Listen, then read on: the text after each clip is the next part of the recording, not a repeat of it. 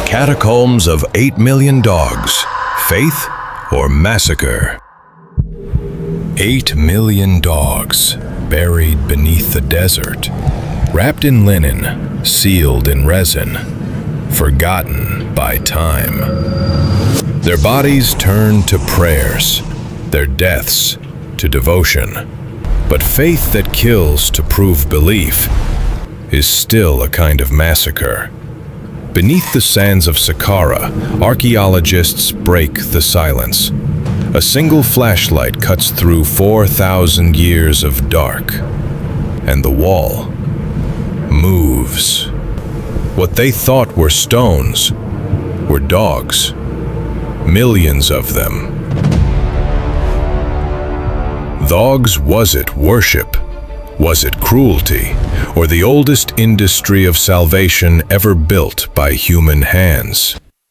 This is where faith met the market, and love became a number. The Catacombs of 8 million dogs. Faith or massacre? Darkness arrives first as pressure. The air thins. The ceiling lowers. Boots rake through crushed salt and powder, stirring a bitter sweetness of resin and old linen that clings to the tongue.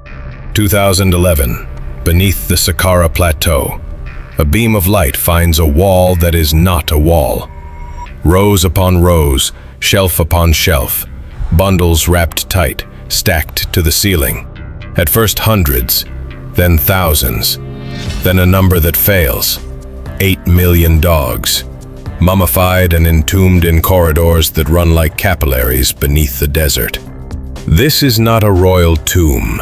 It is an industrial cemetery for faith, a place where devotion was mass-produced. This, when archaeologists x-rayed the bundles, light unwrapped what hands should not. Inside, puppies only days old, bones the width of needles, milk teeth barely risen. No marks of execution, no blunt force or broken neck, just absence. Separation, dehydration, and silence scaled into policy. Faith had a supply chain. Pilgrims bought protection from priests of Anubis, the guardian of thresholds. A body became a message. A burial became a receipt. The architecture itself was a machine. Central aisles feeding side galleries, lamp niches for constant traffic, shelves dimensioned for standardized offerings. What looks like a labyrinth is also an assembly line. The industry needs inputs. The numbers deny any illusion of spontaneous worship. Kennels beyond the walls, breeders, collectors, linen merchants, embalmers. Resin boiling, natron cracking on skin. Year-round production in the name of piety. The system triaged belief. An adult dog for the wealthy pilgrim, a neonate for those who could barely pay. To modernize, the smoke rising above the temple workshops reads like incense over a production floor. Faith became economy. Economy became habit. Hope met the market and learned to speak its language. Return to the corridor and replace the statistic with a hand. A woman enters the cool tunnel clutching a small bundle of coins. Her child is gone. She believes a dog can guide him through the desert of the dead. She trades silver for linen and receives a tiny body wrapped in cloth and resin. The priest does not debate morality. He arranges meaning. Her fingers press the bundle the way she once pressed a fevered forehead. For a moment, love and loss are the same gesture. Above her, hundreds wait in line. Farmers, sailors, mothers, and merchants, each turning fear into something that can be held. Centuries pass. Radiocarbon dates show the machine ran for hundreds of years, accelerating under the Ptolemies and slowing under Rome. The catacomb became a post office of faith. Every mummy, a letter to eternity. Some letters were ornate, boxed and blessed.